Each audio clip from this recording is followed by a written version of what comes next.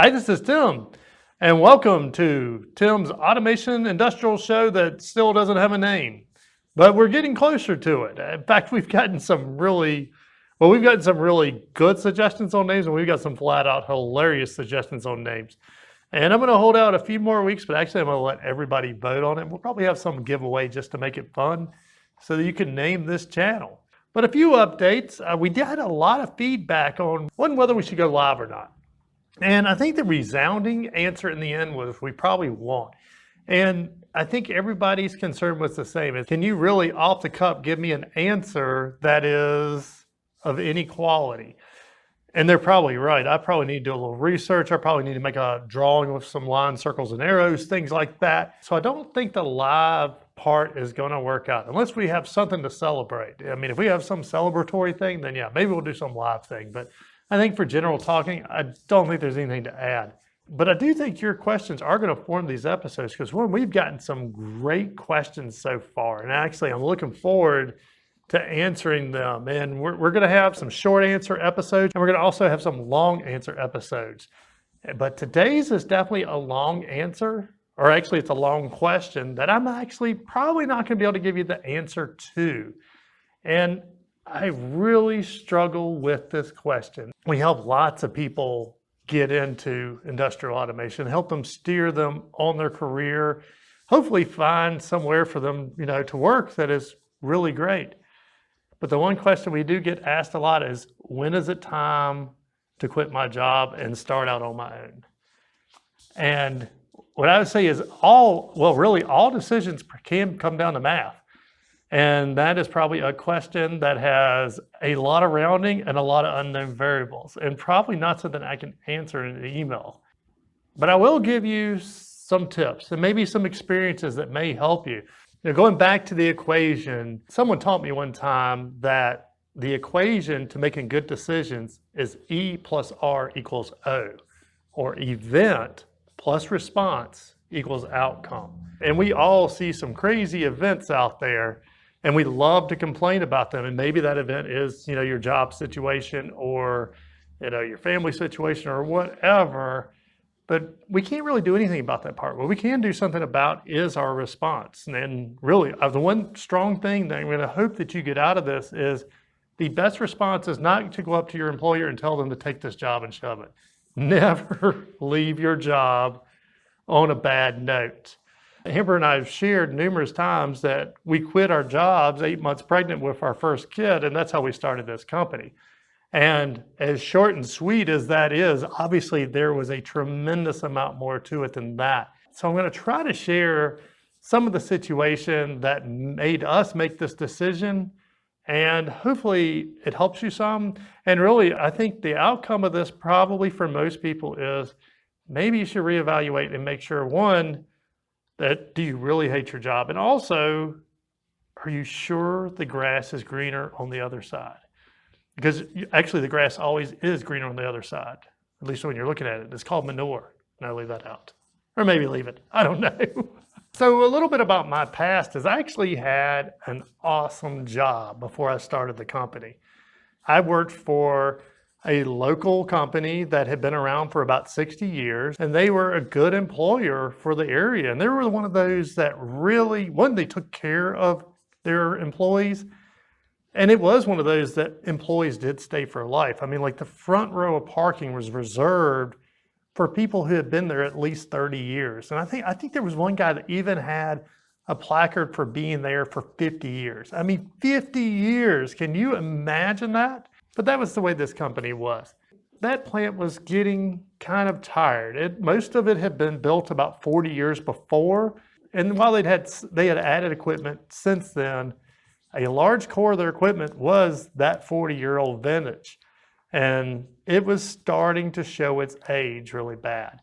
So they hired me mainly, one to cover, their PLCs, but also to upgrade where they were having, the same machine may break once a week or sometimes once a day. So they hired me to go in and really retrofit those machines so that they would not break every day. And it was awesome. One, it gave me tremendous experience. And here's where I always tell you, there's no schooling substitute for a master's from the College of Hard Knocks. And that's what I mean is I worked on Allen Bradley equipment. I worked on Siemens equipment. I worked on Mitsubishi equipment, Omron equipment. You name it, it was in there. So it gave me unreal experience that really helped build the foundation of what we have today. But like a lot of older, we'll call it mom and pop companies, even though this was a very large corporation to be mom and pop, they were losing their competitive edge. And they could see some of the newer companies kind of starting to overtake them. And overall, they made the right decision. They decided to sell to one of those larger companies. And I always say when it comes to a buyout, there are winners and there's going to be losers. Well, if you just want the cliff notes, I was definitely on the losing end of the buyout. In fact, I'll never forget, it was shortly after the buyout, they announced that they were going to put all new equipment into the plant. And one of the supervisors walked by me and said, well, I guess we're not going to need you anymore. And that was my first indication that my job was getting ready to change. And also, I mean, just the beginning of many confidence killers that led us to this point where we decided a response of quitting our job was best for our outcome. So like many companies, when they acquire something new, they started to kind of try to categorize the positions at their company that they already had with the positions that were in the company they acquired. And then, you know, some of them are easy. You know, you've got the purchaser, you've got a lead guy, you've got the plant manager, you've got, you know, these are general workers. And then you have this guy who upgrades old equipment and does things like that. And yeah, there was nowhere really to pigeonhole me. And even then, I can't say that anything was done wrong. They put me right underneath the maintenance supervisor, who I always got along with great. And they also did give me a pay cut, a significant pay cut, which, I mean, obviously hurt. I mean, that one, it hurt me financially, and also hurt, again, my confidence of, okay, am I capable of doing this? Now, at this point, things aren't looking that great, at least in my mind. You know, I've gotten moved, kind of demoted. I've definitely taken a pay cut. Also, I don't know if I mentioned it, but you'll probably figure it out if you're thinking months-wise, I have a kid on the way at this point. So my reaction to it was, I need to get some training. I need to, you know, and I'm going to put myself in the same situation that the people I talk to today is, you know, all of a sudden I'm like, I need some type of certification. I need this piece of paper and I need this little ribbon. And really, as I've told so many of you guys, these ribbons and papers don't really matter. But at that point, all of a sudden, my confidence was shaken, and I really felt I needed this. And so most of the equipment that was coming in, I knew was AB, and Automation Fair was coming up. And I'd heard that it was a really good place to get a lot of good hands-on lab. So I thought, okay, this is something I should definitely look into. And I checked it out, and my distributor had a package that really included your travel, included your hotel, everything you needed. So I took it to my plant manager and asked if they would consider sending me, and they said no. So I went home and I thought about it overnight, and I said, you know, this is important enough to me that I think I need to go on my own. I'm going to foot the bill and I'm going to go. And so I went in and I submitted to take the time off and told them I'm going to go ahead and foot the bill to go. And they said no, and if you go, don't bother coming back. That was probably the moment that I realized that the culture at that company had turned toxic. And I have to say, it was a culture. It was not the people, because actually I know all the same people now. We're all great friends. We all left there within a year of each other. And really, we all look back and we're like, how did our minds become so clouded? But getting back to it, that was probably the low point of my confidence in this entire situation. Maybe one of the lowest points actually of my life. And not just confidence-wise of whether I can do something, but I mean, it was also just totally humiliating. I mean, one I had, I had some people that I was really looking forward to, and had talked to them about, hey, I'm gonna be able to meet you at Automation Fair. I mean, one of them was, is now a great friend of mine. And I was like, this is the first time I'll get to meet you. And then I had to tell him, well, I can't come because my boss says I can't. And I mean, just to make you look like a little speck of dust. As bad as that was, I didn't know it yet, but it was getting ready to get worse. And I mean a lot worse. As people started to move around and kind of jockey to try to get to a higher position during this whole buyout, things got crazy. And I mean reckless crazy. And I think that's when I started to realize, looking back, I wasn't cut out for that type of environment. I mean, yeah, I can get aggressive when I need to get aggressive. But the whole idea of just being aggressive, trying to get over top of someone else to, get to the next position up the ladder, it just wasn't me. But again, I have a kid on the way and I'm newly married and I know that I need a job. So yes, I did keep showing up day after day. And day after day, things continued to get even more hostile to the point that actually no one was communicating with anyone. But even then, I still kept showing up day after day. But finally, Amber and I were having a get together that she really wanted me to be at. And I had told them that, yeah, I'm going to have this get together. I think it was up, 3 Saturdays ahead. I don't remember exactly now. And that week came and I went in and I said, hey, don't forget, I'm not going to be here this Saturday. And said, well, everybody's working Saturday. I said, okay, but I talked to you about it weeks ago that I can't be here this Saturday. He said, well, Saturday's mandatory. And I bit my tongue and I went home, and I believe that was probably like Wednesday, maybe it was Thursday, I can't remember.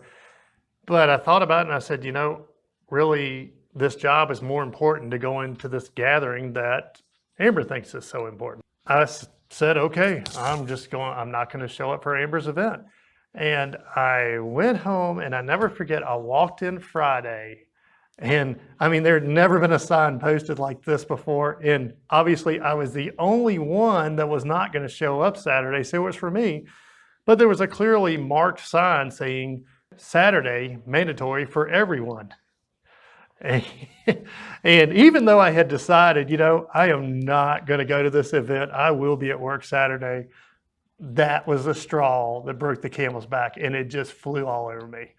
But still, I kept it quiet, and that's, if you haven't noticed, maybe the first lesson of this is, even if you are ready to fly off the deep end, if you have to go to the bathroom and sit in the stall or whatever you got to do to get away, just get away, calm down, and going back to that event plus response equals outcome, try to come up with a response that is not going to make the situation more negative.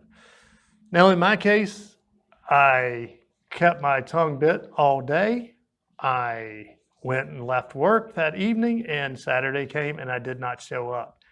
And I don't know that I actually heard or remember a single thing from the gathering that I had to go to with Amber. But during that is when the wheels started turning on how we could build what's now TW Controls. So Monday came, and obviously I was immediately called to office, and there was the maintenance supervisor there just ready to light into me, and probably expecting that he could finally push me to light back into him. And again, if I can tell you anything, it's stay calm, because he started shouting and screaming and telling me this, that I did wrong, and that and the other. And I just sat there and smiled at him. And the more loud he got, the quieter I talked. And before the end of it, he was so red and he ended up leaving.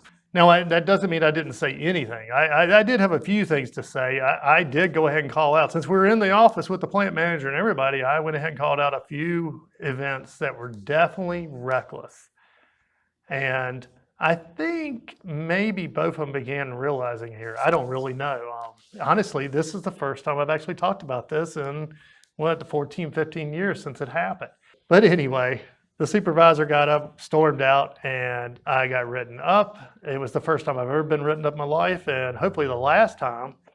And I went outside, and I always had used my dad for counsel and things like this. So, hey, how can I work through this? How can I do this? And, he was just one of those, whether he actually knew the actual answer or not, he could always roll something off. And when I told him everything that had happened, it was the first time that there was just this really awkward pause.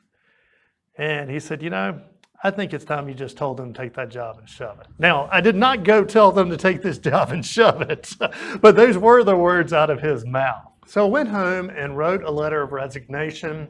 So I stated some things that were reckless and were probably going to get somebody hurt.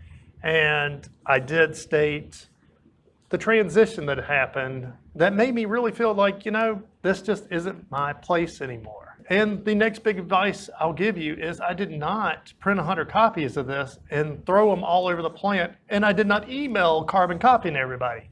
I went to the plant supervisor who had hired me and I had tremendous respect for, and I gave it just to him. So he sat there and read it, and I was sure he was going to tell me to get my stuff and not let the door hit me on the way out. But he sat there and paused a second. He said, well, tell you what, let me keep this and go talk to the president, and why don't you wait until this evening? Come back right at quitting time and let's talk about it. And I think that goes back to distinguishing, actually, what was it? Episode 1, is that where we talked about the good boss and the bad boss? Well, this was the good boss. And I really didn't know what to do when he said that, but I got up and I went ahead and kept doing what I normally did. And come quitting time, I went back in there and he said, tell you what, I really don't want to lose you to this. How about if we were to put you in another department? And it was I don't get speechless that often, but it was one of those that's like, no, I'm not even sure what to make of that. But in the end, he said, here, I'm going to give you this resignation letter back, and I want you to think about it overnight. And if you're sure that this is what you want to do, just give it back to me in the morning, and I hope you change your mind. And so I went home, and man, you want to talk about a major decision, because again, remember, at this point, I think we're 7 months pregnant with our first kid, and I'm getting ready to quit my job. But after I thought about it, one, I think it came back to the culture had really soured in that company. So I didn't know if moving me to another department, is that just going to make me 6 months more down this road, or are things actually going to be different? And I had already identified that this was something that was straining Amber and I's marriage. And so I needed to make a decision that really was the right decision here. And I decided to stick with my guns. And the next morning I went in and I turned my letter of resignation back in. And the plant manager really said, well, I hate that you made that decision, but I understand, and just go ahead and gather your things up and good luck. And so I went and I said my goodbyes, and I went to the maintenance supervisor, and that may have been the most important thing I did. Is I went to the maintenance supervisor, and I'll never forget, I told him, I said, things have been bad between us lately, but we've had a lot of good years together, and I'm not leaving here without telling you goodbye. And he gave a kind of stern goodbye, but hey, we got through the goodbye and I left. And that was rewarded big time later on. And I can't tell you guys enough. I see so many posts, gosh, please don't post it on Facebook or whatever you're on. I see so many people quit their jobs and then talk about how horrible that company was. Don't do it. Really, don't do it. The only reason I'm sharing this experience with you now is, one, it's been 14 years and the tensions have all kind of subsided. But if you're working for a local company, they know all the other local companies around, and it can get around what you did or what you said. So leave on absolutely the best terms possible. And if this isn't an example of why, then I don't know what is, because that we were 7 months pregnant with. Well, 2 months later, when our son's being born, it's not the magical launch of TW Controls that everybody dreams of. We haven't even got our first customer yet. In fact, okay, the little bit of magic is, maybe this will be for How Do You Land Your First Customers podcast, is I landed my first customer while Amber's in labor, like 30 minutes before our son was born. But it was not magical at all. We had no money. Amber's in the hospital room, in labor, and I'm out in the hall negotiating with insurance to cover the delivery. That's how intense everything was at that point. But yeah, so we have our son. It was a very sweet time. And, you know, guys, especially guys, I'll say guys on this one. I know somebody got over about using the guys word when I actually mean guys and girls. Okay, I'm talking to you men out there, is cherish that moment. That is a moment that a lot of us do miss that we should not.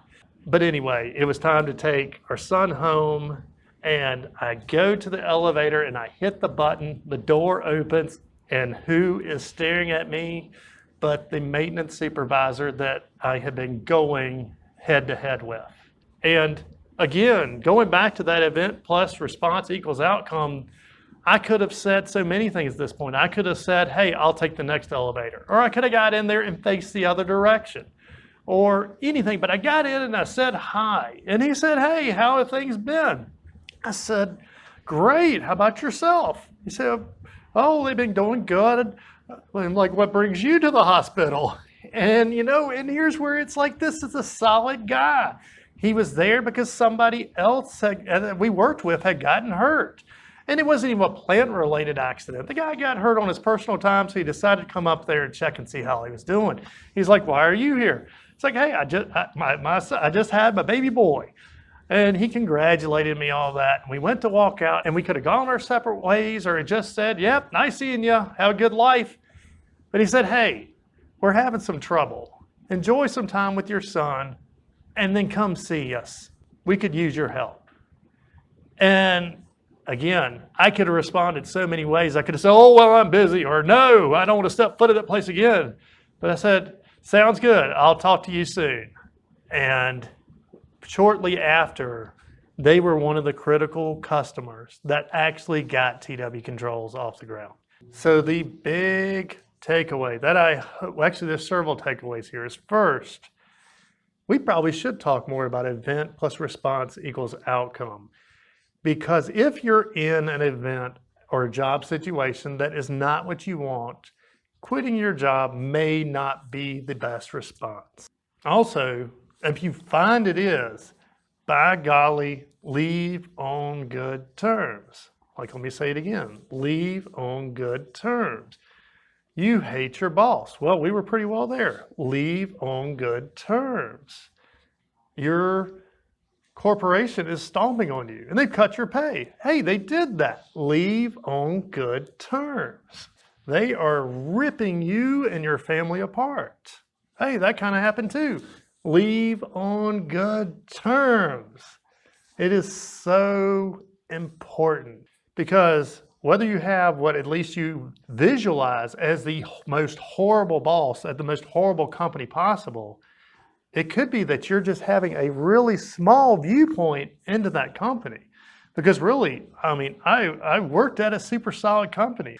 Like I said, they're all great people. I know all of them now. But that little bit of toxicity got in there and started dividing us. And so what could have been another response? And honestly, from my position, I probably couldn't have done this because I was not high enough the ladder. But if somebody had seen what was going on, is they could have looked at it and said, we need to root out this toxicity. It is tearing this company apart. Obviously, in the end, you do know I did quit my job. It turned out awesome. But there were a ton of speed bumps, roadblocks, detours, cliffs that got ran off of, and everything else you can imagine in between. So while in the end, yes, you may even look at me and say, well, the grass looks pretty good on Tim's side. Just know that there was a minefield to go through to get here. And I have seen a lot of companies that don't make it through it. So how's this podcast series going so far? Let's see, we had a good happy one. And then we did the whole negative comments. That one was kind of dark. And then, we had Amber on here. It's funny. Amber did not want to be in this podcast. Just didn't sound that fun. But part of what I hope to share on this show is what are some of the mistakes I made that hopefully you can learn from so that you don't have to make. So I hope this podcast has been helpful. Please put your questions down in the comment, because your question will probably be the next podcast episode. Till next time. Hi, this is Tim. And this is Amber of TW Controls. We run the automation store. Hey, thanks for finding our channel. Here's a playlist with some similar videos. And YouTube thinks you'll like this video. Please like our video and subscribe to our channel. And if our videos have helped you make some money and you're not using our products, please consider supporting us on Patreon. Till next time. See ya!